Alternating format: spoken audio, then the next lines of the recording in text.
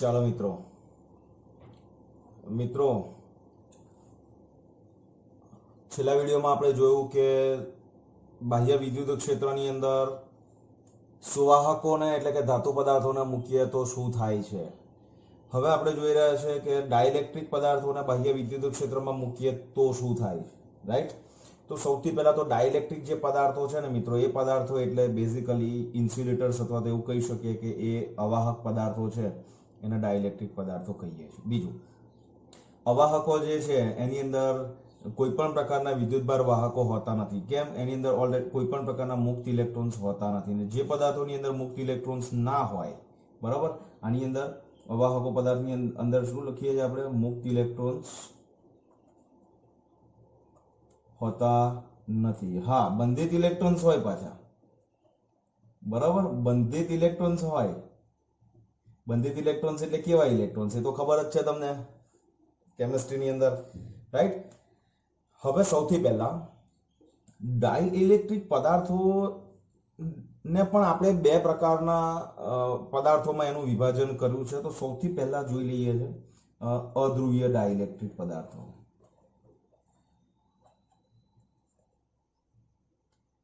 Dielectric, જો ઈ રહી ગયો વચ્ચે એક લખવાનો, તો ડાઇલેક્ટ્રિક ઈ બે વખત આવશે ને મિત્રો અહીંયા. ઓકે, તો ઈ સ્ક્વેર, રાઈટ.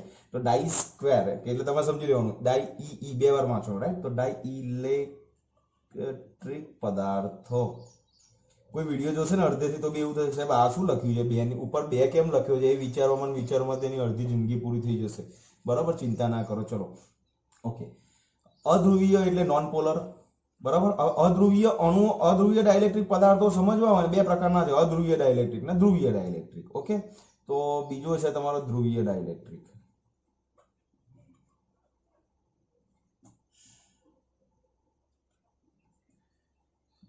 હવે આ બંનેને સમજવા માટે મિત્રો સૌથી પહેલા તમારે આ બે શબ્દોને ખાસ સમજવા પડશે, ધ્રુવીય અને અધ્રુવીય. તો તમને ખબર છે કે ચેપ્ટર 1 ની અંદર આપણે ભણી ગયા કે અધ્રુવીય અણુ અને ધ્રુવીય અણુઓ શું છે. ભણી ગયા ને? કે યાદ કરાવી આપું? ઓકે, ચલો કરાવી આપું. અધ્રુવીય અણુઓ એટલે કેવા અણુઓ કે જેમાં ધન અને ઋણ વિદ્યુત ભાર ના કેન્દ્રો એકબીજા પર સંપાત થાય, અને આની અંદર ધન અને ઋણ વિદ્યુત ભારોના કેન્દ્રો એકબીજા પર સંપાત થાય નહીં, થતા નથી. ઓકે, ચાલો હવે જુઓ ફટાફટ, બહુ ટાઈમ નહીં લઉં. ધન અને ઋણ વિદ્યુતભારના કેન્દ્રો એકબીજા પર સંપાત થતા થાય અને આની અંદર સંપાત થતા નથી. હવે આના પર સંપાત થાય તો આની અધ્રુવીય અણુઓ જે હોય એની કુલ ચુંબકીય ચાક માત્રા, કુલ વિદ્યુતીય ચાક માત્રા કેટલી થઈ જાય? શૂન્ય થાય, રાઈટ. હવે આ અણુને બતાવું, ડ્રો કરીને બતાવું તો કે ધન અને ઋણ વિદ્યુત ભારો છે ને એકબીજા પર સંપાત થાય ને, તો અહીંયા ધન પણ છે અને ઋણ પણ છે, એટલે બંને એકબીજાની ઇફેક્ટને નલિફાય કરે છે. બંને એકબીજાની ઇફેક્ટને નલિફાય કરે છે એટલે હું એને અહીંયા ડોટથી બતાવું છું મિત્રો, ડોટથી બતાવું છું, રાઈટ. અને અહીંયા ઘડી ધન અને ઋણ કેવા હોય? છૂટા હોય, તો પ્લસ અને માઇનસ આવા હોય, રાઈટ. એટલે આ જે છે ને, આ મેં બતાવ્યા છે ને, આ અણુ આપણો અધ્રુવીય અણુ છે અને આ જે છે આપણો ધ્રુવીય અણુ છે, રાઈટ. આવા અણુ એટલે કયા અણુ? તો કે એના ઉદાહરણ મેં તમને એ વખતે પણ આપ્યા હતા. સ્કેચ પેન લાઈટ થવા માંડી છે, તો ઉદાહરણ આપણે આની અંદર કયા હતા યાદ છે? That is H2 or O2 or Cl2, એ બધા જ હતા. અને આની અંદર હતા, તમને યાદ હોય તો, that is HCl or H2O, આ બધા અણુઓ હતા. ક્લિયર છે? કઈ ડાઉટ? ઓકે, અહીં સુધી ક્લિયર છે ને? તો હવે અધ્રુવીય ડાઇલેક્ટ્રિક પદાર્થો એટલે શું? તો કે એવા ડાઇલેક્ટ્રિક પદાર્થો કે જેનું બેઝિક સ્ટ્રક્ચર, જેનું ઇન્ટરનલ સ્ટ્રક્ચર છે ને, એના જે અણુઓ છે ને અધ્રુવીય હોય, અને ધ્રુવીય ડાઇલેક્ટ્રિક પદાર્થોના જે અણુઓ હોય ને એ ધ્રુવીય હોય.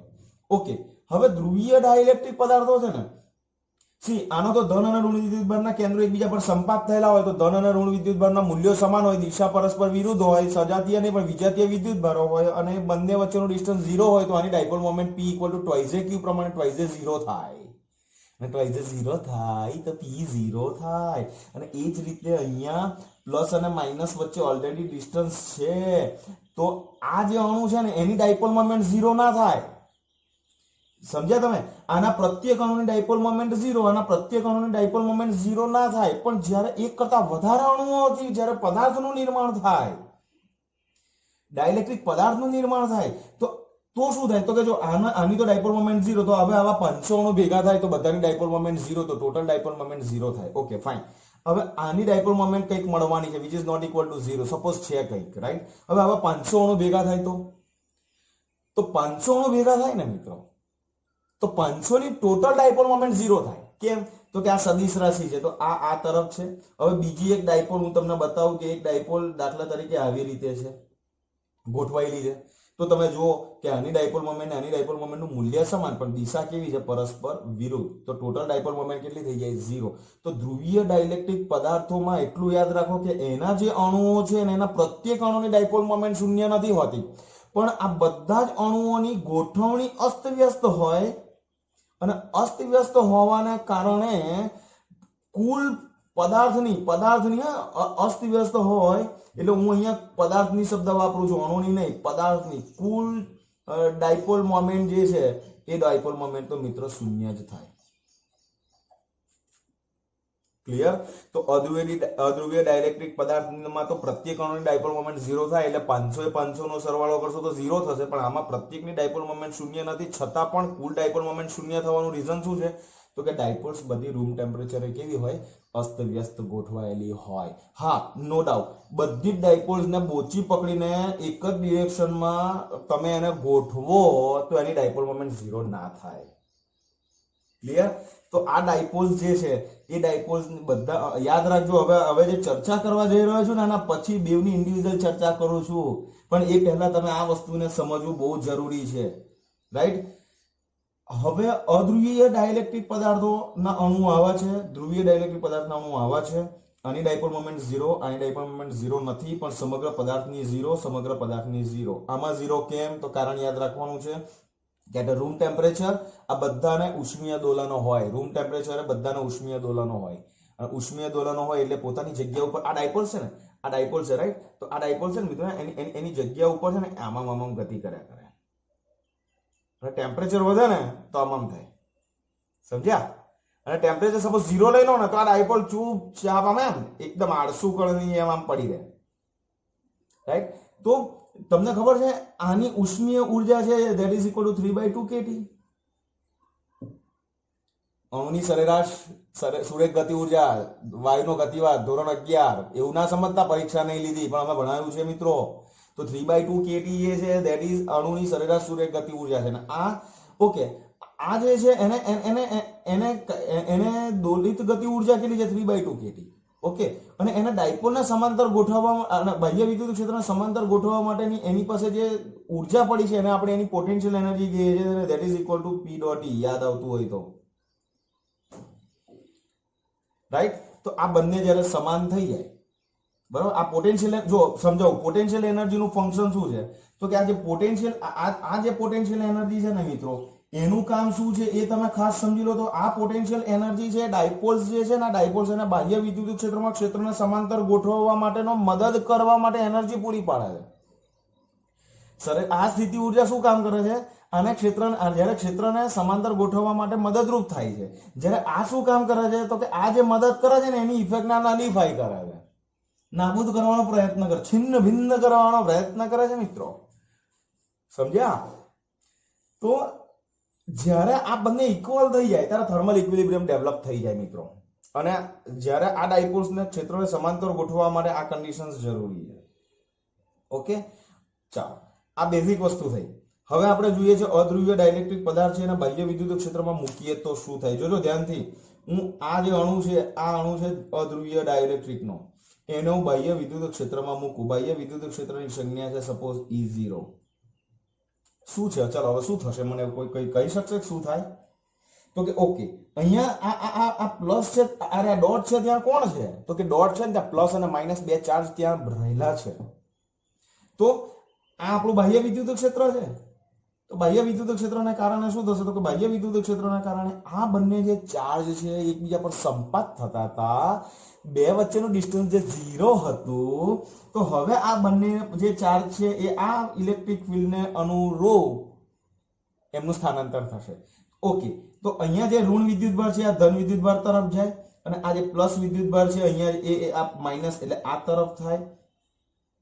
જુઓ શું થયું, આ જે અણુ છે ને આ અણુ બાહ્ય વિદ્યુત ક્ષેત્રની અંદર ધન અને ઋણ વિદ્યુતભારના કેન્દ્રો છૂટા પડે મીન્સ હવે બે વચ્ચે કઈક ડિસ્ટન્સ ડેવલપ થયું. તો અહીંયા આગળ ડિસ્ટન્સ 0 હતું એટલે અહીંયા ડાયપોલ મોમેન્ટ આની 0 હતી, બટ આની ડાયપોલ મોમેન્ટ છે એ હવે 0 નહીં થાય. કેમ નહીં થાય તો કે એના અણુઓ જે છે એ અણુઓ છૂટા પડ્યા. મીન્સ બાહ્ય વિદ્યુત ક્ષેત્રની અંદર અધ્રુવીય ડાઇલેક્ટ્રિક પદાર્થો મૂકીએ તો શું થાય તો કે અધ્રુવીય ડાઇલેક્ટ્રિક પદાર્થો મૂકીએ તો અધ્રુવીય જે અણુઓ છે એ અણુઓ ધ્રુવીય અણુઓમાં કન્વર્ટ થાય. એટલે એવું કહી શકાય કે અધ્રુવીય અણુઓ છે એનું ધ્રુવીભવન થાય. ધ્રુવીભવન મીન્સ એને ઇંગ્લિશમાં કહીએ છીએ polarization. Polarization means what? Polarization is a process. Polarization is a process and that is done on the non-polar atom. અધ્રુવીય અણુઓ ઉપર અધ્રુવીય અણુઓ છે એના કેન્દ્રોનું છૂટા પડવાની જે પ્રક્રિયા છે એ જ ધ્રુવીભવન. અને ધ્રુવીભવન થાય તો હવે આની સાથે કઈક ડાયપોલ મોમેન્ટ સંકળાય. હવે ઓકે, આ ડાયપોલ મોમેન્ટ જો 0 ના થાય તો એ ડાયપોલ મોમેન્ટનું મૂલ્ય જે છે એ મૂલ્ય કોના ઉપર આધારિત છે? તો સી જેટલું વિદ્યુત ક્ષેત્ર પ્રબળ એટલા આ બે વધારે દૂર જાય. સી E0 ની વેલ્યુ વધારો તો આ બે વચ્ચેનું ડિસ્ટન્સ વધે અને આ બે વચ્ચેનું ડિસ્ટન્સ વધે તો twice a વધે તો p વધે તો means p that is proportional to E0. Clear થાય છે? અને if p is proportional to E0 સપ્રમાણતા સંજ્ઞા જાય તો મારી સંજ્ઞા મેં જે ડ્રો કરી છે જોજો આ એક સિમ્પલ સુરેખ રેખા છે નાના સેજ કર્વ લઈએ છે અને this is your E0 અને this is known as electric susceptibility. વિદ્યુત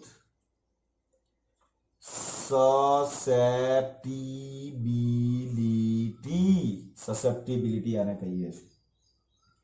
સી આ dielectric constant one kind of it's a dielectric constant right. અને એને આપણે જે તે માધ્યમની શું કહીએ છીએ? વિદ્યુત સસેપ્ટિબિલિટી આપણે એને કહીએ છીએ રાઈટ. તો અધ્રુવીય ડાઇલેક્ટ્રિક પદાર્થોને બાહ્ય વિદ્યુત ક્ષેત્રમાં મુકતા શું થાય છે તે સમજાવો. 2 માર્ક્સમાં પૂછે. આ બધું ડિસ્કસ કરવાની જરૂર નહીં. સી આ તો તમને બે ડિફરન્સ સમજાવ્યો. હવે હું જ્યારે ધ્રુવીય ડાઇલેક્ટ્રિકને મૂકીએ ત્યારે શું થાય એ સમજાવીશ. ત્યારે હું આ વસ્તુ ડિસ્કસ નહીં કરું. તો આ તમને ક્લેરિટી આવી ગઈ છે રાઈટ. તો અધ્રુવીય ડાઇલેક્ટ્રિકને મૂકીએ તો શું થાય તો કે અધ્રુવીય અણુઓ ડાઇલેક્ટ્રિક કોને કહેવાય પહેલા તો એ સમજાવો. કે જેના ધન અને ઋણ વિદ્યુતભારના કેન્દ્રો એકબીજા પર સંપાત થયેલા હોય એટલે એની પરિણામી વિદ્યુત ચાકમાત્રા શૂન્ય થાય. જ્યારે એના બાહ્ય વિદ્યુત ક્ષેત્રમાં મૂકીએ તો બાહ્ય વિદ્યુત ક્ષેત્રની અસર હેઠળ એના ધન અને ઋણ વિદ્યુતભારના કેન્દ્રો જે છે છૂટા પડે. છૂટા કેવી રીતે પડે તો કે એ તમારા આકૃતિમાં દર્શાવ્યા પ્રમાણે તમારે એને સમજાવવાનું કે કેવી રીતે છૂટા પડે. છૂટા પડે તો શું થાય તો કે છૂટા પડે તો બે વચ્ચે હવે કંઈક ડિસ્ટન્સ ડેવલપ થયું. તો પહેલા જ્યારે આની સાથે સંકળાયેલી ડાયપોલ મોમેન્ટ 0 હતી, હવે 0 નથી, કંઈક છે. તો એ કેટલી છે તો that is depends on E0. How much the quantity, how much intensity of the external electric field you have applied, right? So if p is not equal to 0 તો પોલરાઇઝેશન જે છે પોલરાઇઝેશન તમારું પ્રોસેસ થઈ એટલે આને અણુનું ધ્રુવીભવન પણ કહીએ છીએ. હવે તમને એવું થાય સાહેબ કે ધ્રુવીભવન છે ને મિત્રો 3 પ્રકારના પોલરાઇઝેશન્સ જુદા જુદા આવવાના છે એટલે તમને સ્પેસિફાઈડ પૂછશે કે કોનું ધ્રુવીભવન. આ અણુનું ધ્રુવીભવન કે તો આ રહ્યું. પ્રકાશનું ધ્રુવીભવન પણ થાય એ આપણે ઓપ્ટિક્સની અંદર જોવાના છે બરાબર. લેક્લાન્સ અને ડેનિયલ સેલ તમે કેમેસ્ટ્રીમાં ભણ્યા છો ત્યાં પણ તમને ખબર છે કે નેગેટિવ ઇલેક્ટ્રોડ ઝિંક ઇલેક્ટ્રોડ હોય ત્યાં હાઇડ્રોજન વાયુના પરપોટા કેમિકલ રિએક્શનના કારણે જનરેટ થાય જે એની એફિશિયન્સી ઘટાડે છે. એ જે પરપોટા બને છે ને એને પણ ધ્રુવીભવનની પ્રક્રિયા કહીએ છીએ રાઈટ. તો આપણે અણુનું ધ્રુવીભવન કે ને તો તમારે આ યાદ રાખવાનું અધ્રુવીય ડાઇલેક્ટ્રિક પદાર્થને બાહ્ય વિદ્યુત ક્ષેત્રમાં મુકતા શું થાય ને એ તમારે એને સમજાવવાનું છે. ક્લિયર? અને સી આ ડાયપોલ મોમેન્ટ p જે છે that is proportional two E0 સપ્રમાણતા સંજ્ઞા જાય તો અચળાંક લાગે એને આપણે ડાઇલેક્ટ્રિક કોન્સ્ટન્ટ કહીએ છીએ. અને એની સંજ્ઞા હજુ એક વખત તમને બતાવી દો ડ્રો કરીને. You just have to draw like this. આને આમ રાઉન્ડ કરો છે, આ રીતે શેપ લો અને આને સ્ટ્રેટ કરી લો. ધીસ ઇઝ યોર કાઈ ઈ. કેમ? કારણ કે આ વિદ્યુત ક્ષેત્રની છે એટલા માટે. હજુ અહીંયા ઈ ની જગ્યાએ એમ કરી દઈશું આગળના ચેપ્ટરોની અંદર, તો એ મેગ્નેટિક સસેપ્ટિબિલિટી પણ થઈ જવાનું છે. ક્લિયર થઈ ગયું મિત્રો? ઓકે, હવે આપણે જોઈએ કે ધ્રુવીય ડાઇલેક્ટ્રિક પદાર્થોને બાહ્ય વિદ્યુત ક્ષેત્રમાં મૂકીએ તો શું થાય. રાઈટ?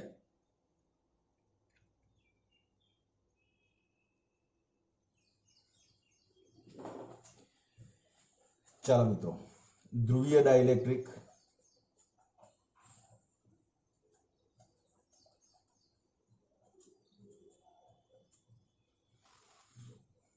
ની બાહ્ય વિદ્યુત ક્ષેત્રમાં વર્તણૂક. ચાલો, હવે હું પહેલા તો એક ડાઇલેક્ટ્રિક પદાર્થ બતાવું છું રૂમ ટેમ્પરેચરે, નોર્મલ ટેમ્પરેચરે. રાઈટ? એટલે પહેલા તો એ સમજી લો. આ હું ધ્રુવીય ડાઇલેક્ટ્રિક પદાર્થ જ બતાવું છું, પણ રૂમ ટેમ્પરેચરે બતાવું છું.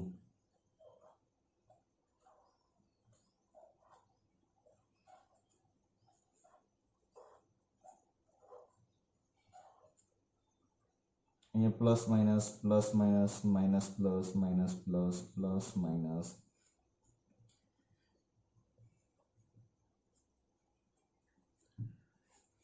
ઓકે, હવે જુઓ, આ ધ્રુવીય ડાઇલેક્ટ્રિક પદાર્થો છે એ ધ્રુવીય ડાઇલેક્ટ્રિક પદાર્થોના આ ધ્રુવીય અણુઓ છે.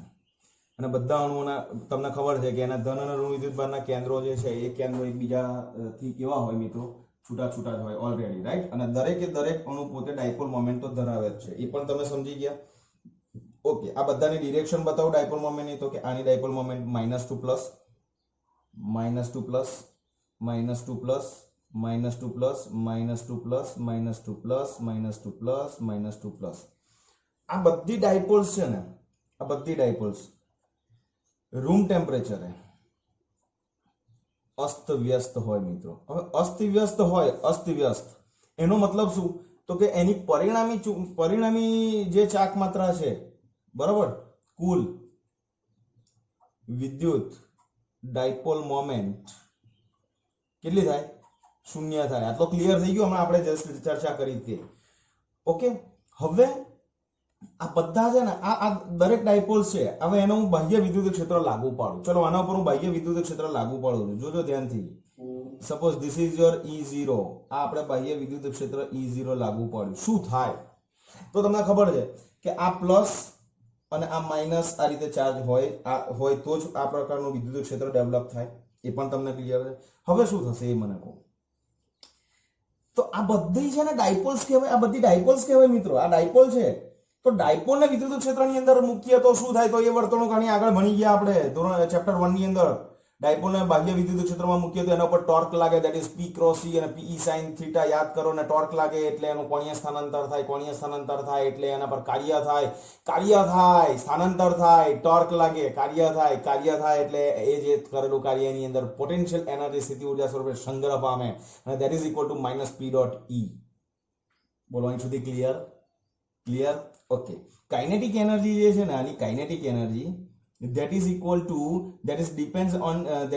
half mv². અને આ હાફ mv² કોના પર ડિપેન્ડન્ટ છે? that is 3/2 Boltzmann constants kb and t. Right? અને આ કાઇનેટિક એનર્જી જે છે એ આને શું કરે છે? તો કે એ એને દોલનો કરાવે. કે જે room temperature if t = 0, kinetic energy is 0, તો આ બધી ડાયપોલ છે ને આમ જ હોય અત્યારે. if t = 0 એટલે બધી ડાયપોલ ચૂપચાપ જે પરિસ્થિતિમાં હોય ને એમ ચૂપચાપ પડી જાય, હલે બી નહીં. સમજ્યા? 144 ની કલમ. ચૂપચાપ બેહી રહેવાનું, ખસવાનું નહીં, કર્ફ્યુ. હવે જો અહીંયા ધ્યાન. હવે t જ્યારે 0, રૂમ ટેમ્પરેચર T0 તો ના જ હોય, કંઈક તો હોય. તો આ લોકો આમ દોલનો કર્યા કરે. હવે તમે એને બાહ્ય વિદ્યુત ક્ષેત્ર લાગુ પાડો તો એ પોટેન્શિયલ એનર્જી હોલ્ડ કરે. કેટલી? -P.E. તો પોટેન્શિયલ એનર્જી કેટલી મેળવશે? That is -P.E. આ મેળવશે. આ એનર્જી શું કામ કરે છે? હમણાં ચર્ચા કરી કે આ એનર્જી જે છે એ એનર્જી આ ડાયપોલ જે છે ને, હવે કઈ ડાયપોલ સૌથી વધારે કાર્ય, કઈ ડાયપોલ પર સૌથી વધારે કાર્ય કરવું પડે? તો એક નેચર છે કે આ ડાયપોલ છે ને, આ ડાયપોલને કન્સિડર કરો પહેલા. ભાઈ આ ડાયપોલ તો એટલી ડાઈ ડાયપોલ કે આને ડાઈ ડાયપોલ કહેવાય, ડોટ ડાઈ ડાયપોલ નહીં, ડાઈ ડાઈ ડાયપોલ. ડાઈ ડાયપોલ કેમ કહીએ છીએ આને? કારણ કે ઓલરેડી ક્ષેત્રના સમાંતર ગોઠવાયેલી છે. એટલે બિચારા બાહ્ય વિદ્યુત ક્ષેત્ર આની પાછળ સેજ પણ ફોલોઅપ નહીં, વર્ક કરવું પડતું નથી. હવે તમને નહીં ખબર, ઘરમાં બે સંતાન હોય મા બાપને, તો કે આ મારે એક એવો છે ને એટલો ડાયો છે ને કે એમાં કશું નહીં કહેવું પડતું, અને બીજો છે એ તો વસૂલ કરી નાખે છે, એના જેવું છે. તો આ ડાયો છે અને આ ડોટ ડાયો, જો સૌથી ઊંધો. હવે જોઈશી 180 ડિગ્રીથી એને 0 પર લાવવાનું કામ આ બાહ્ય વિદ્યુત ક્ષેત્ર E0 એ કરવાનું છે. હવે તમે જુઓ, સૌથી વધારે મહેનત આ ડાયપોલ પર કરવી પડે. આ ડાયપોલ પર વર્ક 0 કરવું પડે, આ ડાયપોલ પર ઓછું કરવું પડે, આ ડાયપોલ પર ઓછું કરવું પડે, આના પર વધારે કરવું પડે. તો આ જે વર્ક કરીએ છીએ ને that is -P dot E. અને આ કાઇનેટિક ટેમ્પરેચર શું કામ કરે છે? તો કે આ લોકોને હતપત કરાવે છે આમાં. તો જ્યારે આ બંને ઇક્વલ થઈ જશે ને એટલે સમજી લેજો બધી ડાયપોલ ક્ષેત્રોને સમાંતર ગોઠવાઈ જશે. ક્લિયર થાય છે? હવે સી બેઝિક વસ્તુ શું કે છે, આ ડાયપોલ્સ જ્યારે બાહ્ય વિદ્યુત ક્ષેત્ર E0 નું મૂલ્ય તમે વધારતા જાઓ તો આ બધી ડાયપોલ્સ કદાચ એવું બને, દાખલા તરીકે સમજો કે E0 દાખલા તરીકે 10 ન્યૂટન પર કુલમ છે. 10 ન્યૂટન પર કુલમ આની અંદર જેટલી ડાયપોલ્સ દાખલા તરીકે 1 2 3 4 5 6 7 8 ડાયપોલ્સ મેં બતાવી છે, અને હું 10 ન્યૂટન પર કુલમ વિદ્યુત ક્ષેત્ર લાગુ પાડું છું, તો 10 માંથી 5 ડાયપોલ્સ એવી છે જે ક્ષેત્રને સમાંતર ગોઠવાઈ છે, હજુ 3 નહીં ગોઠવાતી. તો આપણે શું કરીશું? તો કે 10 ની જગ્યાએ બાહ્ય વિદ્યુત ક્ષેત્ર 15 કરીશું તો 8 માંથી કેટલું થશે? 7 થશે. બરાબર. હવે આપણે શું કરીશું કે ધીરે ધીરે એ વિદ્યુત ક્ષેત્ર 20 કરીએ છીએ, અને 20 કરીએ છીએ તો આ બધી ડાયપોલ ક્ષેત્રને સમાંતર ગોઠવાઈ જાય છે. રાઈટ. તો હવે હું તમને બતાવું કે ઓપ્ટિમમ લેવલ, મેક્સિમમ લેવલનું વિદ્યુત ક્ષેત્ર લાગુ પાડી દીધું પછી આ બધી ડાયપોલ ક્ષેત્રના સમાંતર ગોઠવાઈ જાય પછી શું પરિસ્થિતિ થાય એ આકૃતિ ડ્રો કરું છું, તમે ધ્યાનથી જોજો. ઓકે.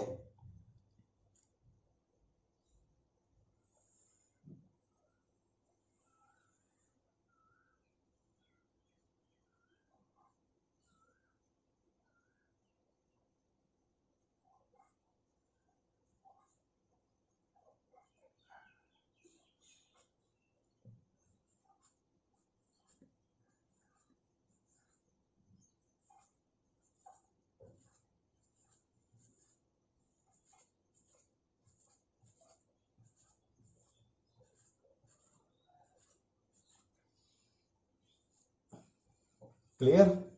ઓકે. હવે બાહ્ય વિદ્યુત ક્ષેત્ર બતાવી દઉં ફરી એક વખત. આ જે છે આપણું બાહ્ય વિદ્યુત ક્ષેત્ર E0. ઓકે. હવે આ બધી એવું સમજી લો કે આ બંને ઇક્વલ થઈ ગયા અને બધી ડાયપોલ્સ ચૂપચાપ વિદ્યુત ક્ષેત્રની તીવ્રતા એટલી પ્રબળ છે કે બધી ડાયપોલ્સ એના અંડરમાં આવી ગઈ. તો બધી ડાયપોલ્સ જે છે આ બાહ્ય વિદ્યુત ક્ષેત્ર પ્લસ માઇનસ હતું, તો આ માઇનસ પ્લસ, આ માઇનસ પ્લસ, આ માઇનસ પ્લસ, આ માઇનસ પ્લસ. બોલો કઈ ડાઉટ હોય તો કહેતા રહેજો કે તમને એવું થતું હોય છે માઇનસ પ્લસ આ રીતે કેમ લખો છો? થાય છે એવું? નહીં થતું? ફાઇન. ઓકે. બચ્ચાઓ મજા આવે છે કે નહીં આવતી ભણવાની? હે તો કોઈ દિવસ મને પર્સનલ વોટ્સઅપ કરીને કહી દેવું તમારે, એવું કઈ નહીં. સમજ્યા? કેવું કે સાહેબ મજા આવી એવું એમ કે મને કહેશો તો મને સારું લાગે ને યાર, હું બી માણસ છું ને. હે ને? જો આયો પાછા ફિગર ડ્રો થઈ ગઈ. ઓકે. હવે જોજો ધ્યાનથી. આ માઇનસ પ્લસ એટલે આ માઇનસ પ્લસ છે એટલે આની ડાયપોલની ડિરેક્શન આ થઈ ગઈ. તો ડાયપોલ આ બધી ડાયપોલ ક્ષેત્રના સમાંતર ગોઠવાઈ ગઈ ચૂપચાપ શાંતિથી. હવે શું થાય છે જોજો ધ્યાનથી. આ જે છે ને જોજો આકૃતિ ધ્યાનથી, આ જે છે ને એકબીજાની ઇફેક્ટને નલિફાઈ કરે છે. કારણ કે સી આ બે જે છે ને એ તો આ બે ભેગા નહીં થાય. કેમ? આ પ્લસ માઇનસ ભેગા નહીં થાય. કેમ? આ E0 ભેગા નહીં થવા દે ને મિત્રો. એને તો બિચાર આ E0 તે બેને છૂટા પાડ્યા છે, તો આ E0 તો ઈચ્છતું જ નથી આ બે ભેગા થાય. ક્લિયર છે? તો આને રસ્તો શોધી લીધો. આ પ્લસ આ માઇનસ સાથે પોતાની ઇફેક્ટને નલિફાઈ કરવા પહોંચી જાય છે. આ પ્લસ આ ઇફેક્ટ નલિફાઈ થાય છે. જોજો ધ્યાનથી. બાહ્ય વિદ્યુત ક્ષેત્ર એવું કહી દીધું કે એક ડાયપોલ હોય એના ધન અને ઋણ વિદ્યુત ભારના કેન્દ્રો તો હું છૂટા પાડીને જ રહીશ. રાઈટ. તો આ લોકોએ શું કર્યું? આની સાથે ઇફેક્ટ નલિફાઈ કરી નાખી. હવે આ પ્લસે આ માઇનસ, આ પ્લસે આ માઇનસ, આ પ્લસે આ માઇનસ સાથે પોતાની ઇફેક્ટ નલિફાઈ કરી દીધી. હવે શું વધ્યું? તો જુઓ ધ્યાનથી. હવે આકૃતિ ડ્રો કરું છું. જો આના પરિણામ સ્વરૂપે આપણને મળે છે કંઈક આવું જોજો ધ્યાનથી.